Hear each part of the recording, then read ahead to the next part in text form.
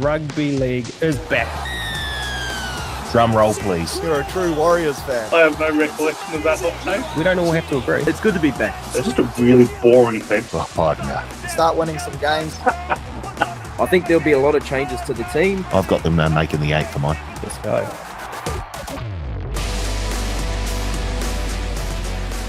Hello, folks, and welcome back to Advantage Line, Tab's Rugby League Betting Podcast. My name is Carl Tiley, and I'm in a hot and sweaty studio with my good mate Paul Mawate. Paul, how are you, my friend? It's getting hot in here, so take off all your clothes. Boom, boom, boom, boom. Yeah, okay. Oh, All right. You just ruined the show. oh, what? Start Yeah, again. well, yeah, Let's just by start being again. here. Let's start again. No. And he's back this week. Nick Tedeschi. Hope all is well, my friend. How are you? Yeah, it's good to be back. It was a bit of a late withdrawal last week. But, yeah, we're here. We're here. Exciting. Wow. Boys are pumped for the show today. Wow. It was a little traumatic last week, Carl. The listeners out there got broken into the night before. So, of all the things that happened, making you miss the podcast might have been the most insensitive of the lot. So, but we got through it and we're fine and fit. Yeah. Okay. Yeah. We don't need to go into that anymore. And also joining us back again, hopefully with some more energy than everyone else, Blake Ashford. I do have some energy, Carl. Look, there's 4 teams now that can't win it, so the Warriors' percentages go up even higher to win the title this year. So a lot of energy here today. Very happy. Tough. On the wires, did you see that they've got since 2000 they've got the second worst for and against of any team in the top 4 I'm going to stop after you. 10 Right rounds? I'm going to stop you right there because I have a show opener that I said, surprise, Carl was going to lead. That's what the run sheet said. I don't look at the run sheet. So we're going to roll into it. It's one of the great segues. It is, truly is. And one of the great shows because it's all lined up. Like everyone knows, Teddy's a Dogs fan. We're Warriors fans. Tigers can't win it now, so Blake's fully into Warriors mode. Dogs, Warriors, 1-2 on the ladder. The grid this week had the Dogs and the Warriors. Like the stars are aligning, guys. This is huge. So what I did, I've gone back and had a look at the ladders from this year. I've gone all the way back to 2002. How could I jump in early when you've done this kind of preparation? Let me send my sincerest apologies. Here we go. So I'm going to throw a few questions at you boys, and then we've got a little some further, I guess, stat lines, trivia lines near the end of this thing. But so look into the ladder, the history of the Warriors and the Bulldogs. Bulldogs are obviously first on 18. They're 8-1. Points difference of, I've messed this up, plus 100 and something. We're already off to a flying start here. Jeepers. Here we go. My typos cooked me. But the Warriors second on 16 points, 7-2 with a points difference of 1. Like you said there, Teddy. Bulldogs points difference of 106. 106. Any idea, fellas, the last time that the Dogs were first on the ladder? 31 years ago. No, we would have been first on the ladder. You talking about at any time or after 10 rounds? Or... Sorry. I should clarify after 10 rounds. Right. What was that, 2012? 2004? 19. No. It was either 2009 or 2012. 2014.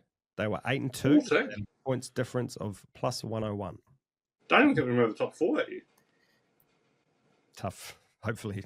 We made the grand final, but in that top 4. Any idea the last time the Warriors were second after round 10? This may shock some. 2018? Yes. 2018, 7-3 with a points differential of 8. We've been there before. I love how we often start the season for a decade of how for and against tells the real story of how a team goes and where they're really at.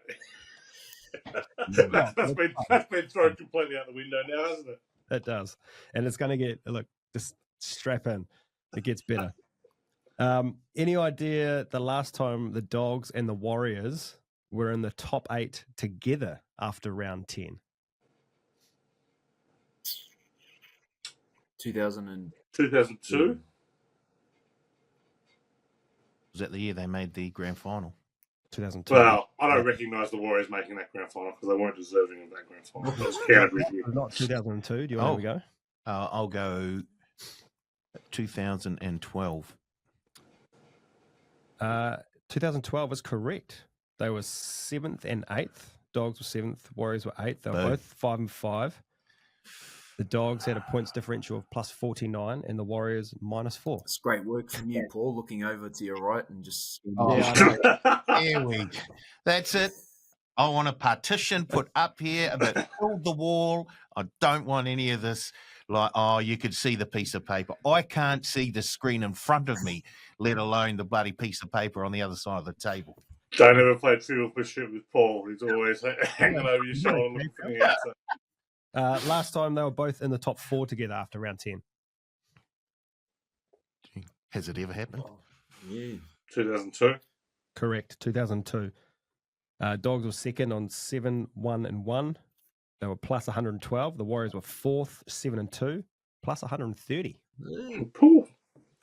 You towed the Dogs up that year too, from memory. Yeah, I think Francis Melly scored 4 tries. 5 tries? 4 tries? 5 tries, right? Yeah, 5 tries. I've gone back all the way to 2002 and had a look at the total points difference for both teams. You want to have a guess? You mean overall? But from this year back to 2002, all of them added together. Yep. Not just round 10. Okay. Up to round 10. So the ladder up to round 10 for every year back to 2002. Correct. Okay. It's not pretty. Warriors would be both, wouldn't they? Both highly negative. What was that, Blake? Warriors would be in front, wouldn't they? If going backwards is in front, yeah. Wow. Sure.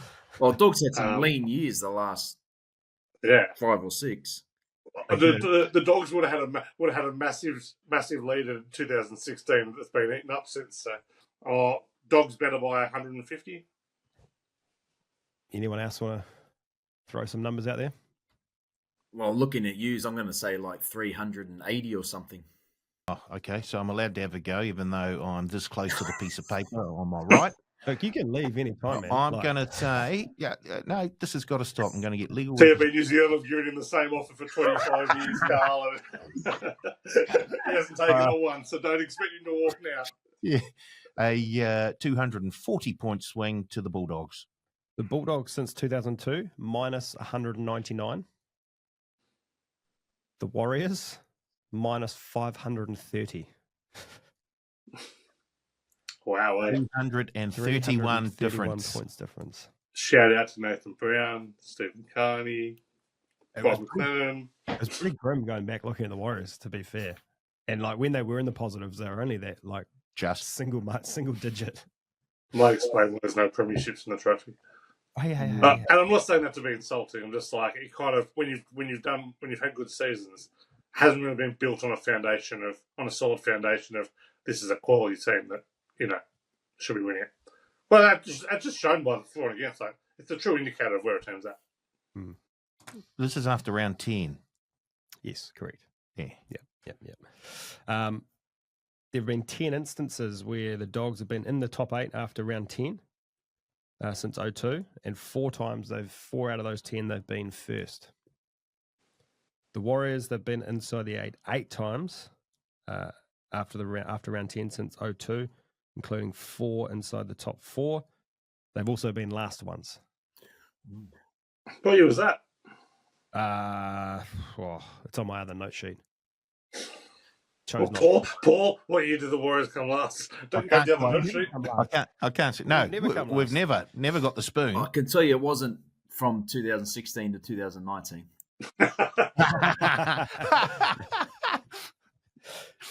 And just to tie a bow on this piece, actually, a couple more. Dogs' best points differential after round 10 was 0-2. Actually, so was the Warriors, 112 and 130. The worst points differential for the Dogs was 2021. They were minus 190. The Warriors' worst was a tie for 2013 and 2020, minus 133. The last one, I was going to go through and have a look at the lowest. Sorry, just before you do, I just want to shout out Clint Barrett, coach of the Dogs in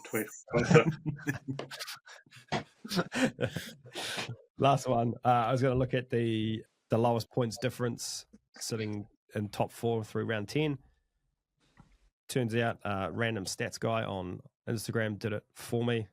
The Warriors featured 3 times in that list. Yeah, that had 11 instances of the lowest points differential in the top 4. There was, I think, the lowest ever was the Tigers, minus 28 in 2000. The Dogs in 2001 were minus 6, sitting inside the top 4. And the Warriors this year, 2018 and 2003, were all inside the top 8. I think 28, 1, and 4. I will say this though, while it's not usually built, it doesn't suggest this is a sustainable future for any of those teams. There was one premier in that list. Cowboys in 2015 did go on and win a premiership out of that. So all's not lost. There's still some hope. There is hope. And that's all we need. That's all you got to give us a sniff. Was that the Golden Point grand final against the Broncos? Was it Golden Point? It was. Yeah. It was. Anyway, that's that. Didn't last long, the Golden Point. Shout out Ben Hunt. Yeah, that's that. I thought that would just be a little bit of fun to kickstart the show. Thanks for ruining it, Teddy. It's weird. Wouldn't be the first time. Anyway, let's get into some betting review. I've got a big winner here. Teddy, you're probably not going to like it. You might like it. Someone's picked the round of NRL plus Some Super rugby. Rugby. Oh, Yes. They've turned $5 into 8,000. just a tick under $8,500. blood money. Would have been more as well. Yes, had it not been for the draw. Oh. And the Who Panthers. did they pick in that one? They had the Cowboys. Wow. Yeah. Well, probably lucky then. How'd you boys go over the weekend, punting wise? We talking personally. Yeah. Absolute rubbish. Okay. Could not.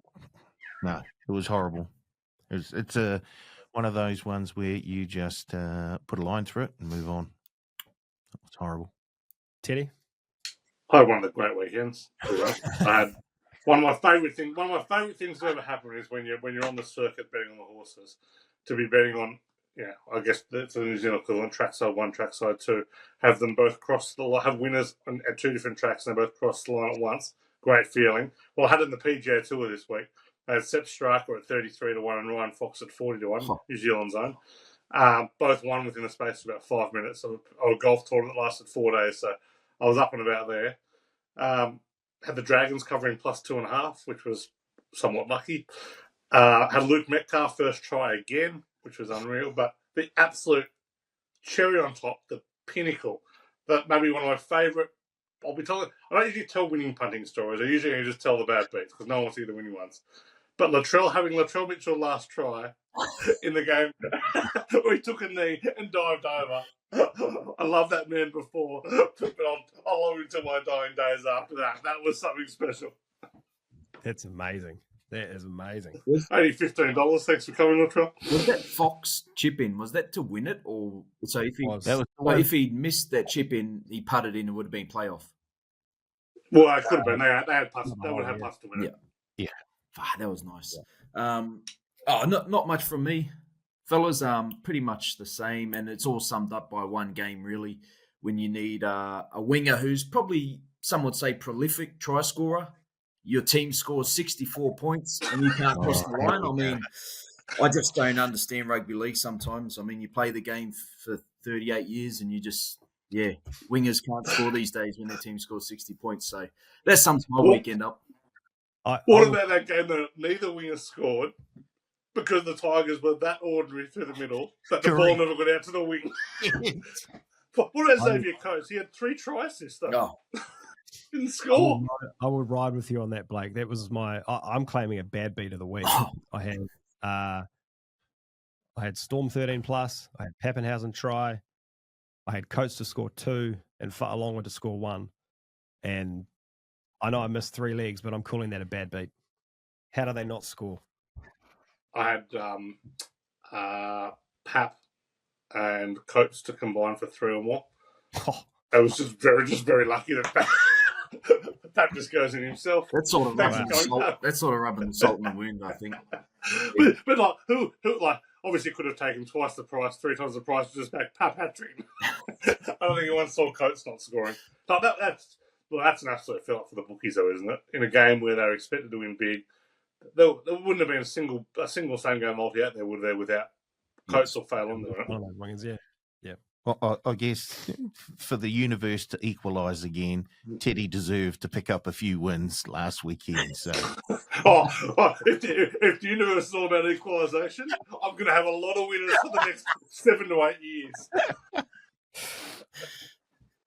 My only other good story was the Friday night. I had the double Titans into Bunnies at 20-0 down. Obviously, Yeah. I thought maybe all my takes on the Knights were wrong. They were not. The Knights, they stink. We will get to more on the Knights shortly, I promise. it's a race to the bottom. What about on the show? How do we go? Let's have a little Bo Peep. We'll start with our good friend Blakey. Blake had the Dolphins as his best bet. Nice. Nice, at $2.10. He had Turbo to score a try. Something's wrong with Turbo. Yep. He's not running freely. He's not stretching out. No, you're right. His same game multi was 1 to 12. Oh, hello. Under 46.5 points. Oh, hello. Yep. Alasima to score a try. Oh, damn. And then his anything bet, Raiders to win, Panthers to win, Storm to win, Manly to win. Well, at least the Storm got home for it. They probably scored enough points for the other teams to win too. Exactly. So overall, you probably got that one home. Pay it out. Surly, How much? What was his totals for the week? his total for the week was minus $45. Ouch. Still Still up though. Still up. Surly, he's got some bets, and they're all consistent. His best one was Raiders into the Wars to win. No good. His try scorer was Addo Carr to score 2. Is the consistency that they all miss? Correct. His same game multi, Valentine Holmes to score a try, DWZ to score a try, and Halasima to score a try. No good. And then he had Addo Carr, Sharp, and Hudson Young all to score a try. 2 out of 3. And I think Addo Carr, the winger, let him down. Yeah. So he was down 150 for the week. Who's next? This is Carl. Carl had the Bunnies as his best bet. He had Addo Carr to score a try. His same game multi. Pappy to score a try. Katoa to score a try. And Anderson to score a try. And then if anything bet, I don't know if we should give this to him. He went the Bunnies again. Just, yeah. Why can't you give it to me? Well, I don't like that. I assume he went Bunnies plus and the best bet, wasn't it? And then Was it Bunnies plus? Bunnies plus was the best, and then head to head was the anything. Bunnies was just head to head at 375. Yeah. Okay.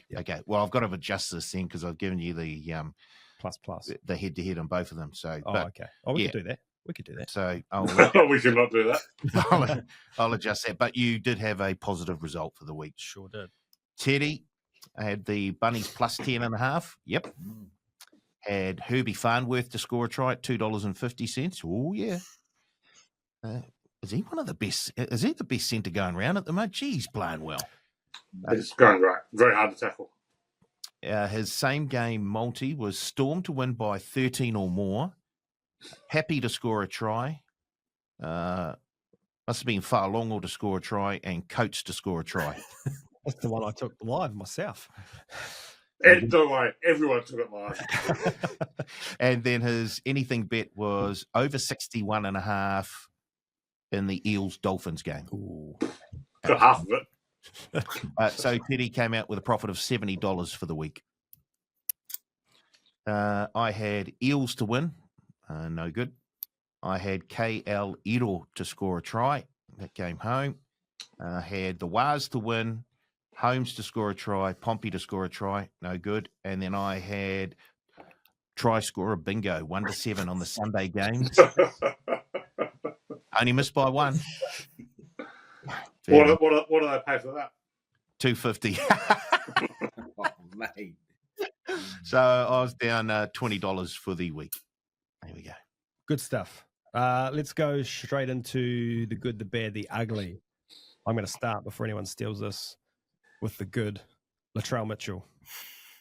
That game. The best part of it, the field goal, as soon as he strikes it, knows it's going over, turns around, walks away, shows no emotion. It was like watching an action hero in a movie when an explosion goes off. And then this person's trying to ring me again. Talking to Latrell Mitchell, go away. Teammates jumping all over him. So cool. Then there was the try. Then there was the tackle. Bunny's winning. It was my best bet. Latrell, so good to see him back. He would be up there with probably the 3 or 4 most marketable players in the game. Latrell, like people hate him, people love him, but he makes stuff happen. Like that field goal. You might remember this one. I think it was Andrew Willis on against for Western Suburbs back in the day. Kicked a 47-metre field goal on the win against North to knock them off. They're the only 2 field goals I think they're in the top conversation for best field goals that I've ever seen in the NRL. Like I know he won longer, but those 2, like in the wet, plays an amazing strike. Was he an ex-Union player? Let's not do that. Latrell, no. Yeah, no. No. Wasn't he? No. Andrew Willis was a Suburbs junior. Please, Paul. Let's not sulling this podcast. Well, we'll go times 3 because all I had written down was Latrell Mitchell field goal. And I'll double down. Like I've said it numerous times. When he wants to, skillfully, he is the best player I think he could be the best player in the game and could be the best player we've ever seen if he wanted to.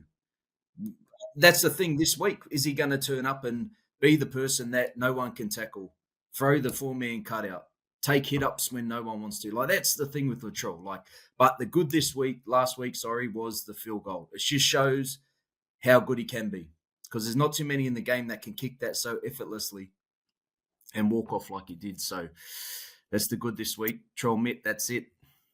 Yeah, he was. And I thought the best part of his game, outside of that field goal, was his cover tackle on, I think it was Dean Mariner, who made a bust down the right-hand side and only had one to beat.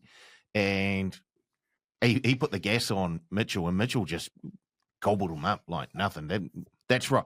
And unfortunately for South, their success or failure depends so much on how Latrell Mitchell is feeling.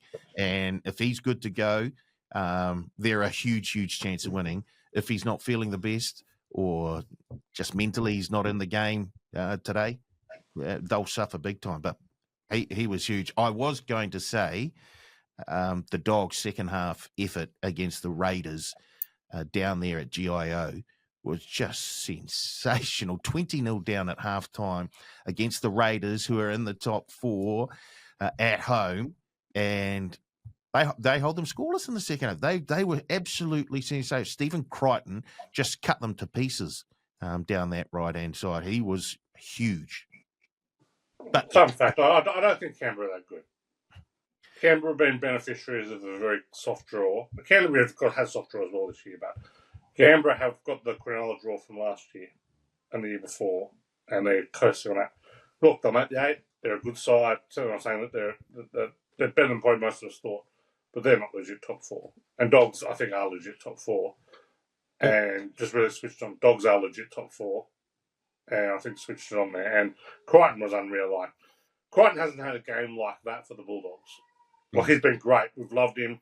He's defensively been very sound. His leadership's been unreal. For a game where he just absolutely carves up, showing that kind of strike from, 60, 70 metres out. Reminded me of a young Blake Ashford in his heyday, just carving up.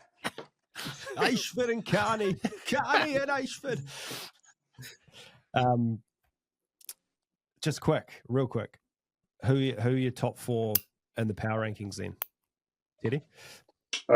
Storm, clear 1 for mine. Yeah. Dogs 2. 3, it's a big drop off to 3, I would say. 3, I've probably got Sharks. Yeah. And 4, probably Warriors at the moment. I'll have. Yep.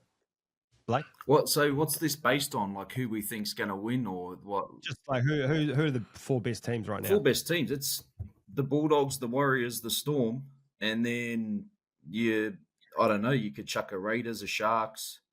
Then it's just a drop off for me. You could even go down to the bottom. The Roosters are playing good footy, but Bulldogs, Warriors are the best 2 teams in the competition at the moment. I'll sit there and argue with anyone. I think Storm are probably above those 2, but then I agree they're 2 and 3 and 4. 2 and 3. Dogs and Warriors had a much better run with injury than the Storm. Having no Harry Grant has really hurt them. Yeah. Also, I think there's a pretty big gap between Storm daytime and Storm nighttime as well. Storm daytime, I think if Storm playing home in the daytime, I don't care who they're playing, it should be -20 or bigger. I don't know. Like, yeah, Harry Grant, I understand. Bulldogs are missing Curran, Preston, these players. The Warriors are missing Fisher, Harris, Roger, Dallin. They're missing another forward. I can't remember. Jackson Forward's out now. So, like, they're missing. Yeah, they might not be the Harry Grant player, but they're missing 5 or 6 players each, and they're still winning both teams. So, I mean, yeah, they're the best 3 anyway. 4th, don't know. Doesn't matter. Throw it out. All right, the bad.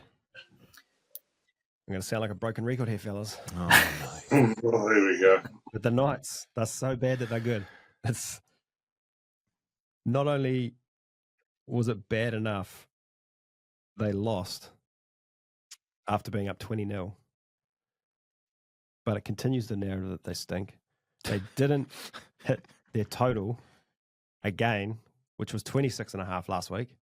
Really? Unders. What? That is 8 out of 9 so far this season. They have gone unders. They're 23.5 this week. Let's look out for that later on in the pod. That's my bad, the Knights. They're averaging 13 points a game. They are horrible. And this will be the 3rd straight week they're favourites in. And should not be? No, should be. Oh, I disagree.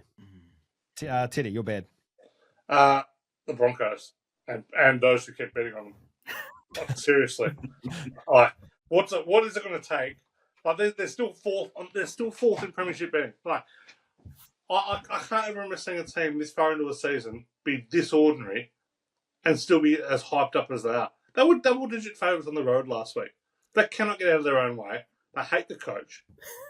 But the players are not playing. They've got the worst edges. Like, I'll tell you what, Brendan Pierre-Coura made Jaden Sullivan look like Andrew Johns with his defence. He made him look like the best defensive half of all time. That's how weak Pierre-Coura is. Like, and they kept feeding the same dross. For all the weapons they've got there, the attack is absolutely no good. Who's the attacking coach? Trent Barrett. Absolutely zero. Like, I've got zero idea. No, here's what the Broncos are. They're a team that when they score the first 3 tries, they'll go and put 40 or 50 on you. Like they've got that in them.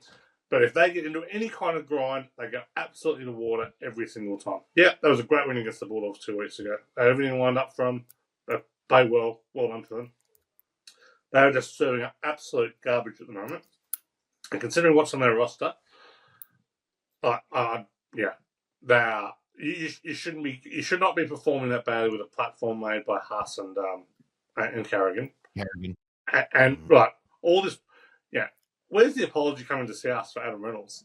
No, South's never said that Adam Reynolds would be bad his first couple of seasons. They said by the time he gets to year 3 or 4, we're pretty sure he'd be done. Adam Reynolds, all the News Corp media is just Reynolds having a great. Reynolds is going like an absolute bustard at the moment. He's struggling big time. He's a great player, and I respect Adam Reynolds' career. He's going very ordinary at the moment. And now no Ben Hunt. maybe Ezra Mann will spark them back, but Broncos. I think $5.50 available for them to miss the 8 right now. Just get on. It's a great bet. How good are we looking, Ted, when we have them outside the 8 this year, the only 2? I know. Well, we've taken unders, apparently, because they're somehow shortened to make the 8, despite this absolute garbage. Blake, you're bad. There's a lot of irony in my bad. I am one of those people that keep tipping Brisbane. But my bad is Manly and Brisbane, and they'll also feature in both my bets later on. So, make the 8, make the 4. Hey, to make the 8, make the 4. no, just for this week. We're a weekly basis with both teams. It's not going too well. I've decided anyway. We'll get into that later. But the bad at the moment, Manly at home. They're usually so good, but at the moment they're trying to score off every opportunity, and it looks bad because Hamoli Olukwatu is trying to offload before the line. He's trying to play like Luciano Leilua did against the Warriors, just trying to put plays on instead of running over people, playing how Manly should be playing. And Broncos, I won't go into them. Teddy just went into them, but I just think both at the moment they have such good teams that they can find a way out, I believe, but at the moment it's just very bad. It's not where I think they should be. Paul, you're bad. The Knights up 20-0 with 5 minutes to go at home, and then you go scoreless in the second half. 5 minutes to go in the first half. First half, yeah. Sorry. Then you go scoreless in the second half. This is a very, very poor team, especially when you got the likes of Kalen Ponga, Fletcher Sharp in the spine. I'd love to do. We should go back and have a look. This may be my project this week. Fletcher Sharp scored about 56 tries in the last 4 weeks. 6 tries last 5 weeks. Here we go. I reckon that's probably over half the tries that Newcastle have scored. Sound right. Okay, yeah, good. But he's a great. He's top $2.70 scorer in this way. He's the only player. Like they've lost Marju. They're only other scorer. They've scored 22 tries this year. He's got 7 of them. That's so bad. So that's actually pie. So Good for those, 22 over 7. 30%. Wow. Ish. Wow. The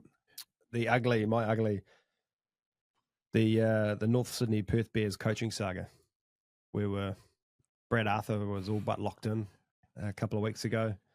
Now Sam Burgess has emerged, and now Mal Meninga's emerged. Mal Meninga has not emerged. Mal Meninga's got the worst management around, and Mal Meninga might put him in the mix. Mal Meninga has not emerged, just like he was not taking over as South interim coach ever as well. Mal's got some friends in the media who push the old Mal narrative that's not actually happening.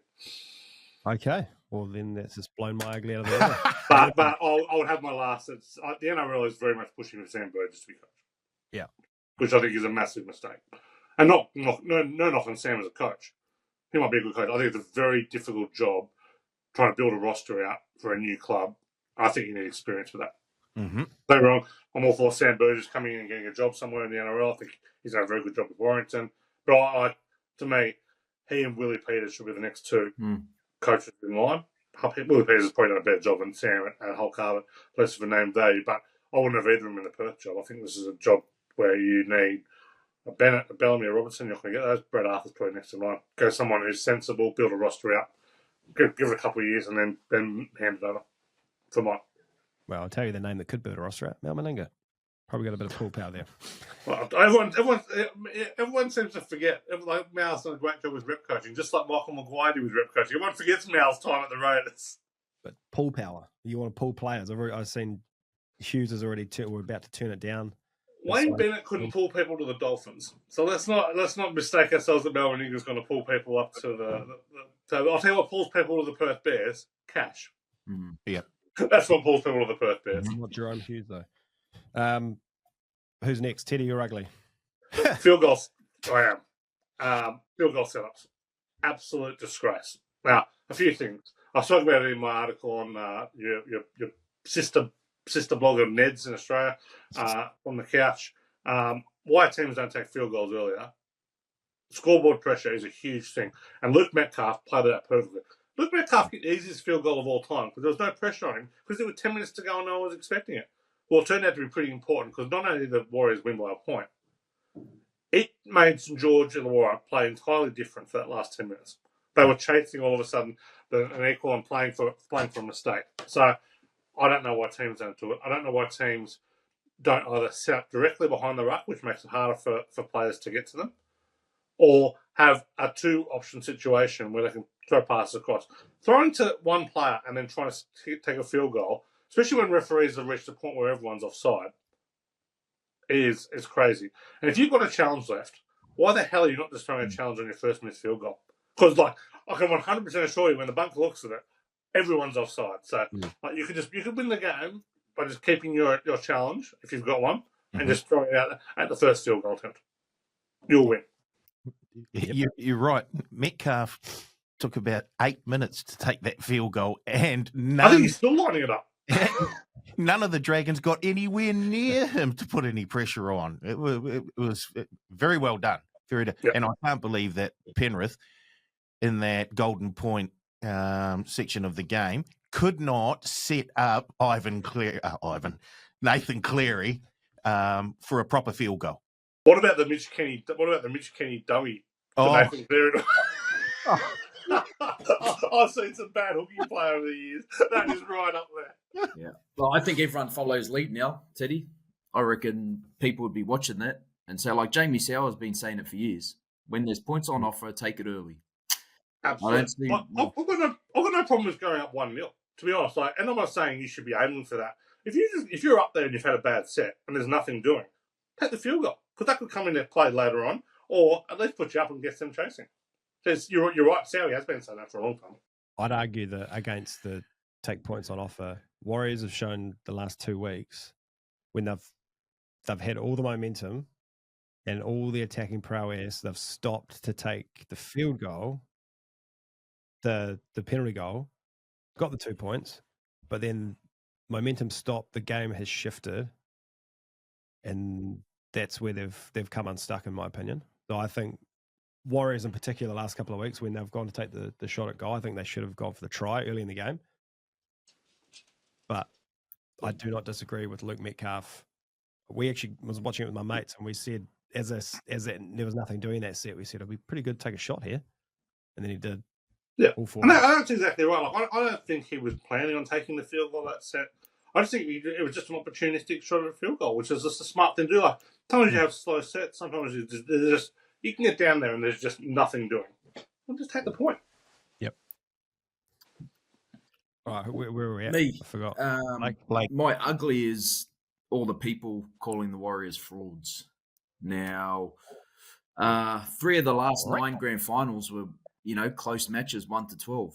We spoke about the point differential. Well, look, I mean, you can only play who's in front of you at the moment. And if I'm looking at the top 8, I think the Warriors have beat 3 or 4 of those teams in the top 8. You point to the Bulldogs, no one's calling them frauds because they're a good team.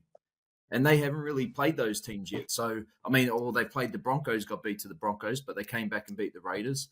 I mean, just for that, when you win, it's a cliche, but defense wins titles. They're building their whole game at the moment on defense. That's what it's leaky. It's not perfect. That right edge is having some trouble. But they're finding ways to win, whether it be scrambling, and they're just tough at the moment. So for me, I don't think you can call a team frauds when they've won the amount of games the Warriors have. Not only that, they're going to be there at the end of the year because Origin time, they might lose Mitch Barnett, maybe Capewell, probably not. So, you're going to have those wins, or you should have those wins during Origin, and it'll set the back end of the year up perfectly so you're not chasing. So, I mean, I think it's ugly calling the Warriors frauds at the moment just by looking at a point differential. They've got the 5th best defense in the comp so far. Big indicator of sustainability too. Yep. Paul.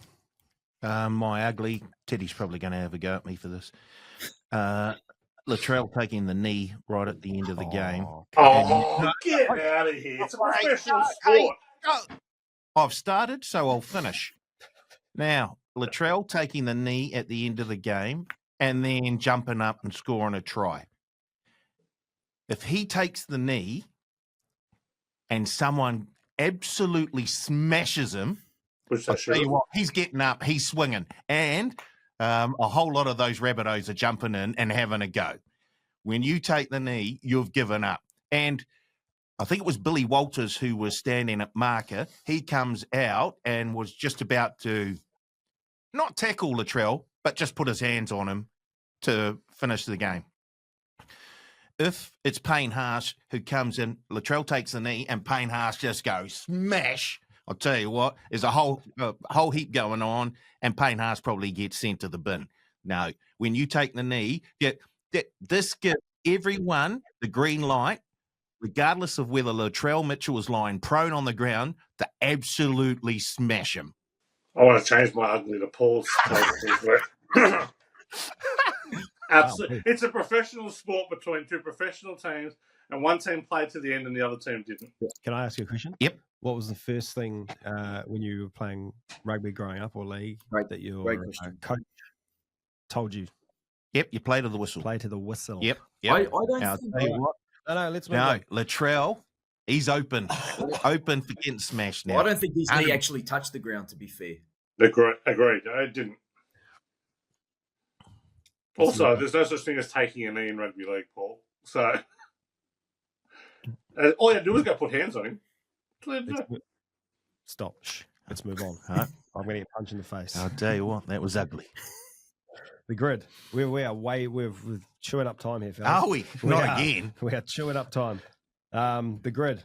Go pause the pod. Find the grid for Tuesday, 13th of May. Come back and compare your scores across the top. Played 200-plus games. Played for the Dogs. Scored 15-plus tries in a season. Down the left, played for the Titans. Played in 2015. Played for the Warriors. Oh, geez. I love it when the Wars are on the Tuesday grid, and I'm very disappointed in my score. I thought I'd get better than this. I was 5th when I cashed my scoring. I was 3rd. Oh, Yeah, I was down the page. fudge.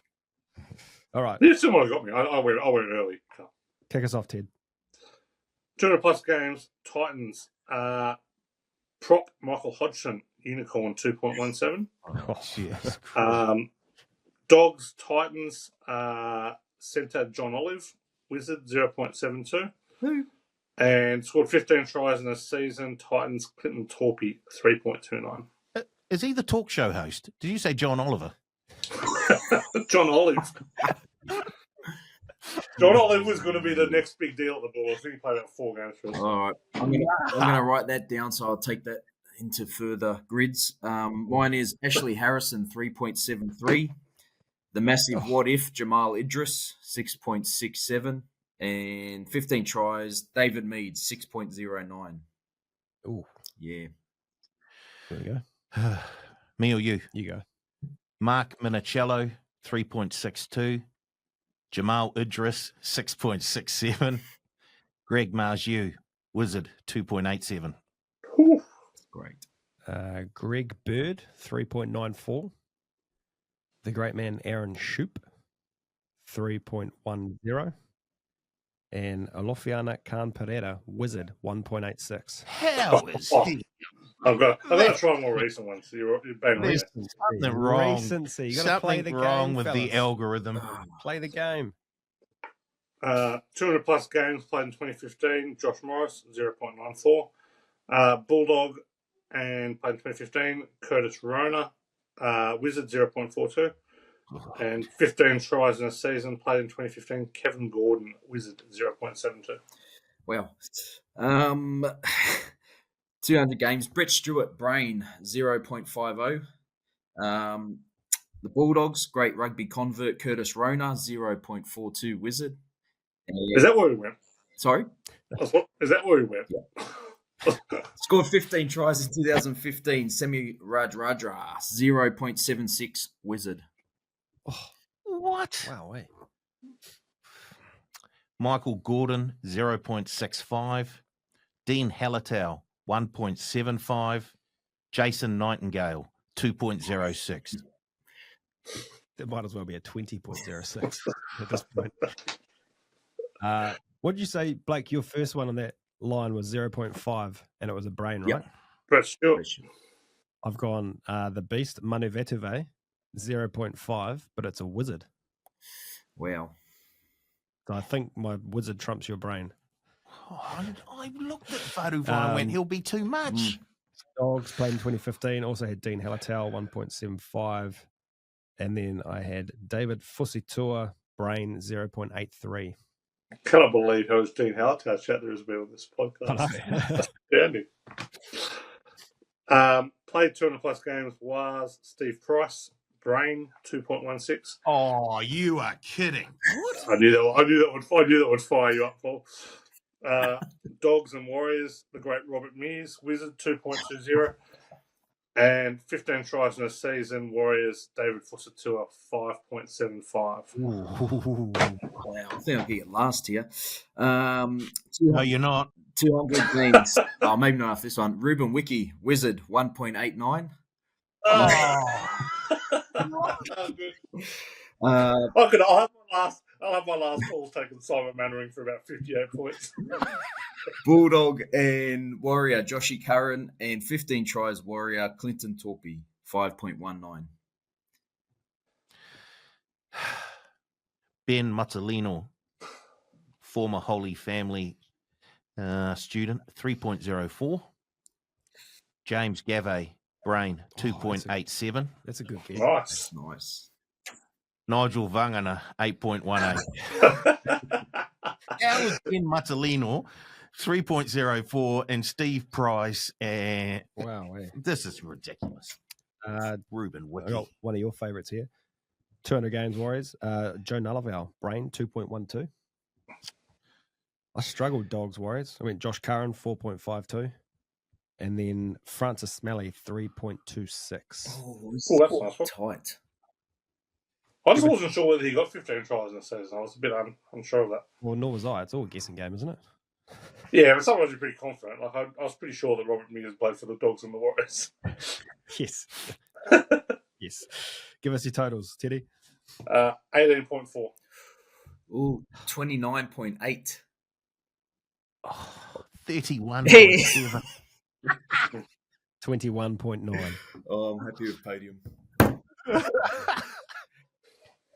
Good stuff. Good stuff. Head to head. I don't have last week's results, but I know I got the first three, all outsiders. I know I got that much. But this week, let's go through the list. Knights, $1.70. Eels, $2.15. We'll go Teddy, Blake, Paul, myself. Knights. Knights. Eels. Easiest one of the week. Bulldogs, $1.38. Roosters, $3.10. Dogs. Roosters. Wait, no, dogs. I said Roosters because I was looking at Blake. Dogs. Draw. I was confused. Dolphins, $1.95. Warriors, $1.87. Warriors. Oh, Yeah, Warriors too. Warriors. Wow, welcome, Teddy. Cowboys, $1.70. Seagulls, $2.15. Seagulls. Morals. Manly. Oh, I'll follow you in, Teddy. Last time you said morals, it's saluted. So, Seagulls. Sharks, $2.35. Storm, $1.60. Storm. Sharks. Storm. Broncos, $1.33. Dragons, $3.35. Dragons. Broncos. Here we go. Dragons. I'm going to go Broncos. Raiders, $1.36. Titans, $3.10. Raiders. And Tigers, $1.90. Rabbitohs, $1.90. Tigers. Oh, jeez, I want to tip them. Tigers. Bunnies. Good little mix there. It's straight Not for you guys. Sorry? Not for you guys.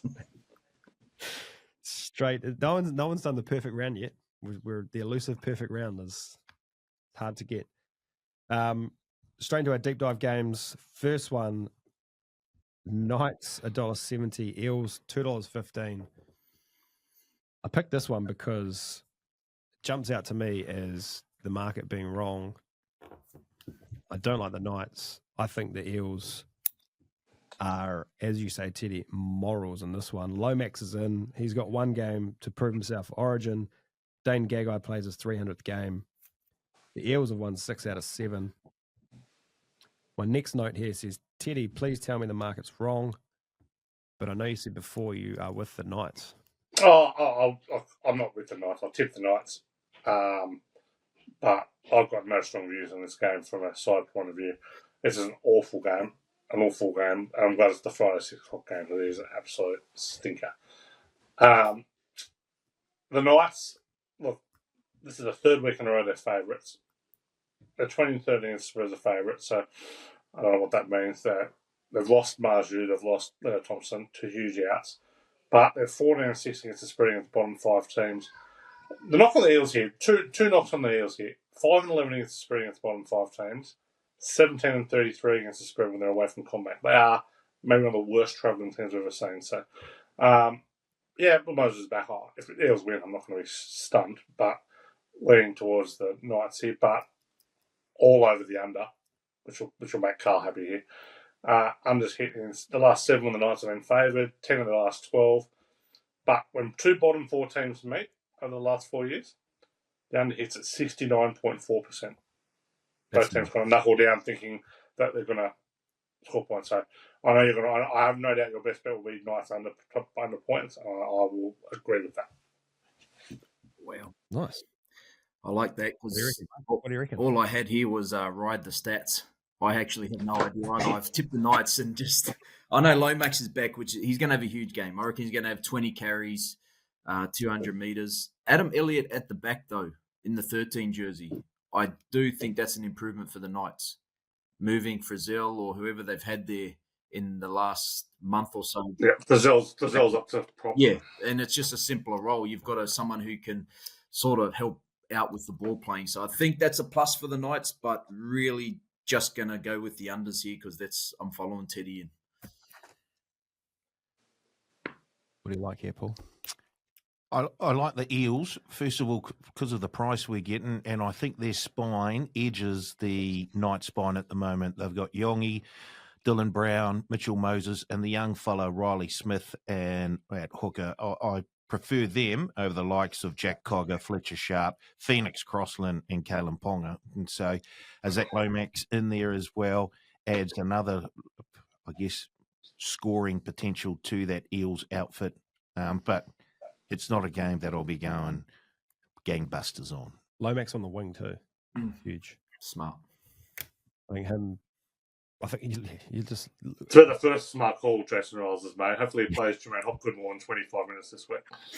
Just when you line up the back lines, the Eels almost get them man for man. Maybe barring obviously the centre pairings there. I'm pretty sure Sharp's better than Dylan Brown. Is he? Yes. Look, he doesn't get paid as much, but he's better. Maybe. There was a point in that game last week when Newcastle were making a bust in the second half, and I think it got out to Bradman Best, and then he decided to kick it when he had, pretty sure he had Kalen Ponga or someone else inside him. Now, there were a few defenders around, but he took the wrong option. And I just think that that's a sign of a side that just... Stinks. Yeah. It's poorly coached. We need a little fart button on here. We just go every time we hold mention on. the Knights. Hey. Paul can help you out. Next one, Dogs $1.38, Roosters $3.10. Teddy, I'm sure you're devastated to hear that your mate Jermaine Salmon's out. Lindsay Collins back for the Chooks. Huge. Dogs have won the last 2 at a core. 8 of the last 12 between these two decided by 8 points or less. Yeah, thoughts go out to the Seven family. Good luck, good recovery, take your time. No need to hurry back. I was a bit over the top last week, wasn't it? A week ago, dog thing, we merely backed up and managed to catch the ball. Something he managed to fail to do in the first half when the line was wide open. So settle down a bit, James. Settle down. Yeah, the Roosters have dominated the Dogs. 4 in the last 8, but the last 4 were evenly split, and 4 of the last 5 Dogs have covered. Lean towards the Dogs here for a couple of reasons. They've covered 9 of 12 off a win, and they've covered 15 of 20 at night. The Chooks, coverage of 1-6 at the core, 11-16 up. But the big knock on the Roosters here against top 4 teams, they're 8-15 against the spread, and in the last 4 years, and they've not covered their last 7. So I am. Dogs are getting pretty thin right now, particularly in their pack. Like I do like Harry Hayes. I think he's a good player. Kurt Mansart lock, but like, you look at the bench, Curtis Moran, Leopold Hopway, and Luke Smith. That's not an overly impressive bench. So lean towards Dogs here, but again, not a game I'll be getting too heavily involved in. Yeah. I'm not going to ride the stats here. Otherwise, I'd be on the Bulldogs. I did tip the Roosters. So, look, I think this is a huge step up for the young halves in Big Hugo. Love the name Hugo. In Hugo and Sandon Smith. I think this is a massive step up because I think Serraldo's smart enough to try and target them. And I think that's, Sandon Smith, particularly defense isn't sound or ready or really there yet. But I do love the Lindsay Collins back into the team. I think it boosts their forward pack. They're already strong forward pack with Wong, Crichton, Spencer Leniu, and Nafahu White. Connor Watson will probably play most, if not all, the game. I just think that the Roosters have got the team that can trouble the Dogs this week. And look, I did tip them, but I'm going to take them plus 8.5 in my betting. Talking of Hugo, I don't know what has happened to rugby league where it's just a game filled with Fletchers and Hugos, but that used to be the domain of rugby union in Australia, not the domain of rugby league, the Fletchers and the Hugos. So times have changed, man. Times have changed. Jeez. What do you got here, Paul? Even got a Murray up north in Cowboy. Well, I've never been a Murray until I went to New Zealand. And now I know too. You Brian's. No, I'm with the Dogs here. I just love the way they set up that second half against the Raiders last weekend. Was absolutely just a joy to watch. They really are playing with a wee bit of. It almost looks like a wee bit of freedom to express themselves. They have looked very, very good. That forward pack just sets it up so nicely for that back line to then release. So, yeah, it's Dogs for mine. I can't remember. I think I went Dogs in the end. You did. But, yeah, I think that second half, although I was on the Raiders last week, it was good to watch. Dolphins... I got the odds wrong before. Now $2, Warriors $1.82. No changes for the Finns. Fisher Harris back for the Warriors, straight into the pack. RTS in the reserves again. Healy and Tamate Martin on the bench. You got to think, Blake, I'll come to you here first, that Tamate drops out, Roger comes in, or one of the 45 centres that have been named in the reserves. Yeah, I think actually whoever they drop out, it'd be interesting, but I'd be putting another, possibly a Tanner Smith debut. It doesn't seem right to have, unless you do keep them in here. I think Capewell's dropping. Capewell will drop back to the second row and Halasama to the bench, or Miyakoi to the bench and RTS to the centres, I would have thought. Yeah, if RTS passes and he's ready to go. I mean, and you guys best mates? You got a scoop for us? No, I haven't spoke to him yet. Text him now. Yeah, sorry, I should. That's my part. My fault. Hey, bro. But no, look, I like the whole thing last week would have been because the travel, right? And now they're traveling again, so I don't know whether they just wait another week. But yeah, I assume, Carl, that one of them would drop out. That wouldn't be the lineup we see. Yeah. Teddy, sorry, go back to the stats. What do the stats say?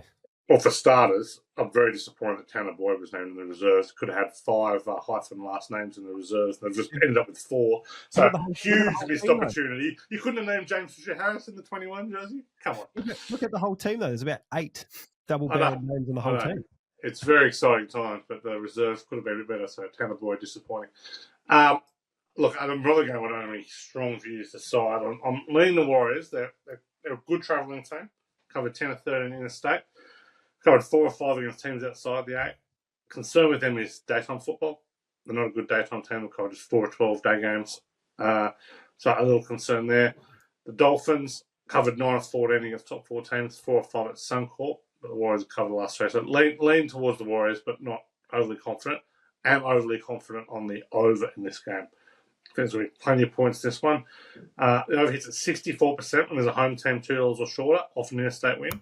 Day games the last 4 years have gone over at just under 61%.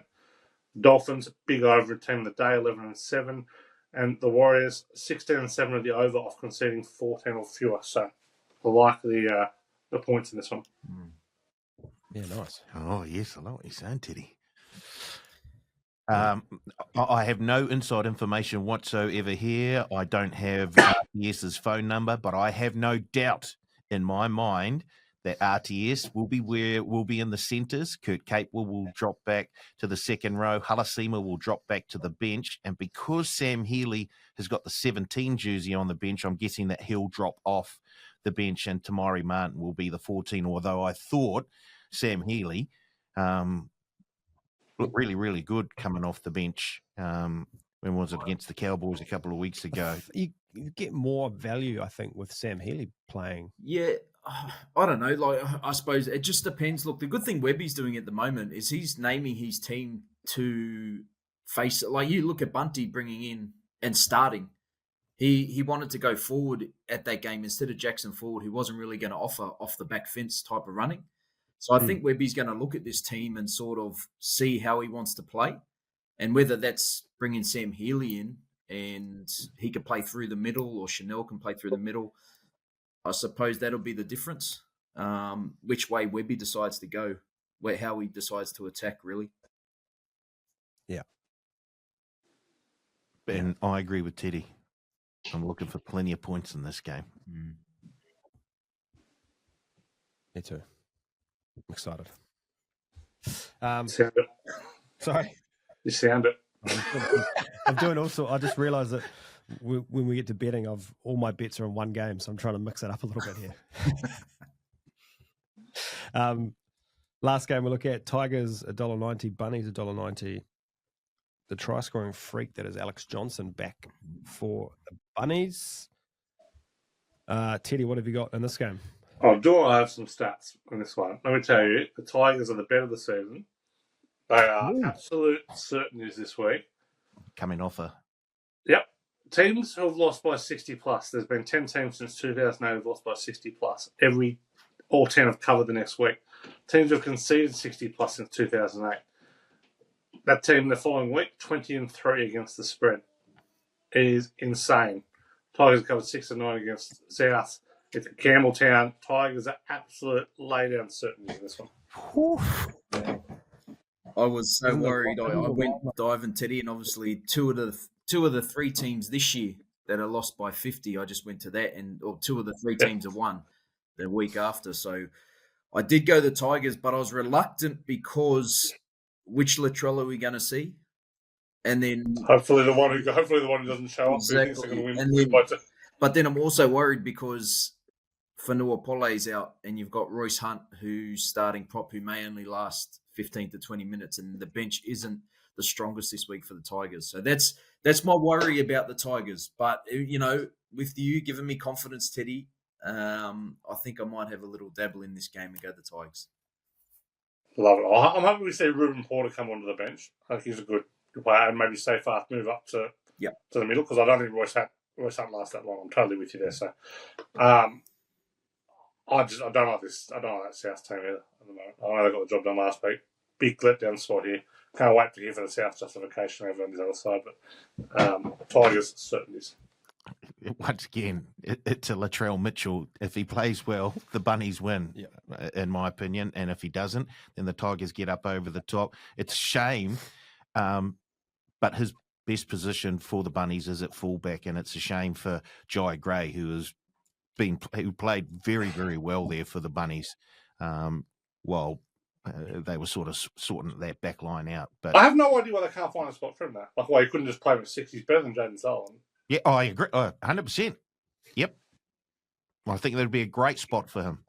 Let's get into some betting. And you know what? I'm going to stick with my guns.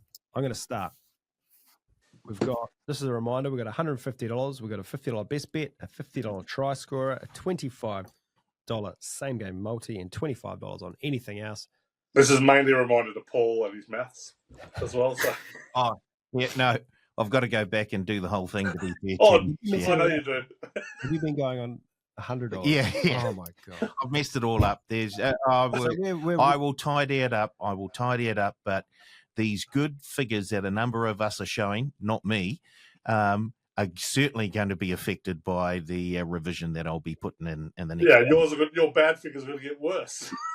Yes, but your good figures are going to get well. Probably not you, but the other two, they're probably going to get. But anyway, let's move on. What do we got this weekend? Come on, boys. My best bet this week: Newcastle Knights under 23.5 at $1.98. Who wants to go next? I thought you were going through. Did you go through all of them? I'll go through them all. Sorry. My $50 try scorer, a little multi. Josh Adokar into Alex Johnson, $3.76. Same game multi. Eels head to head. Lomax anytime. And the Knights to score between 11 and 20 points at $6.77. And my $25 on anything else. Eels 13 plus at $5. Stick to your guns, kids. Folks, not kids, folks. Blake? I up, am I? Okay.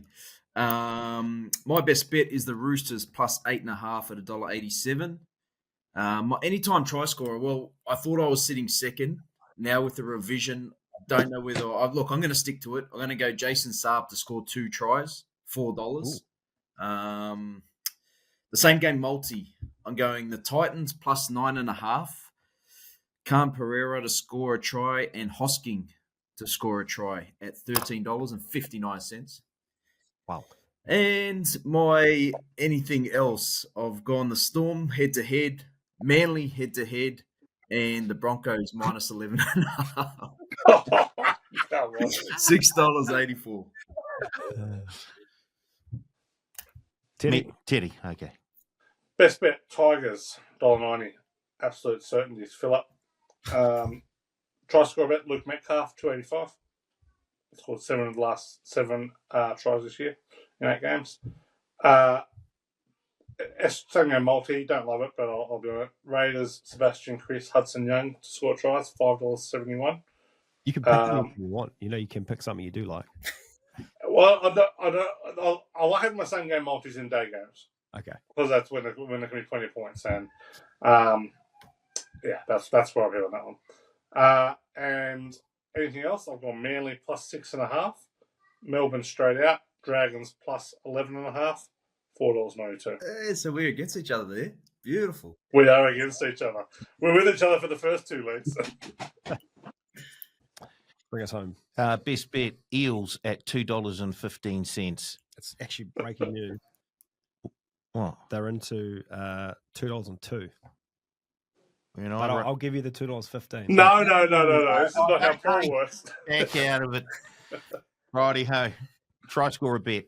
Herbie Farnworth to score a try at $2.45. He has scored a try in his last 4 games straight. He is on fire at the moment. I'm not saying that the Dolphins are going to win, just saying he's going to score a try. Same game multi. I've gone to the Raiders game. I'm going to take Sebastian Chris to score a try, Tomoko to score a try, and Zach Hosking to score a try. Comes out at $19.57. And my anything bet, 61 or more points in the Dolphins Wars game at $4.60. Nice. That'll do us. Thank you very much, fellas. Blake, appreciate you jumping on again. Thank you. Worries, fellas, up the wires. Teddy, can we get an up the wires? Up the over. Are we going to see another team have a line put through their chances of winning the grand final this season? After this round? Yeah. Anyone going to get smashed? Well, you can already put a line through the 9. Probably the Broncos. They don't need to get to 50 put on them. But they might. Hey, thanks for turning up, preparing this week. Good stuff. All credit to the boys. And to everyone out there, thank you very much. We'll be back next week to do it all again on the Advantage Line.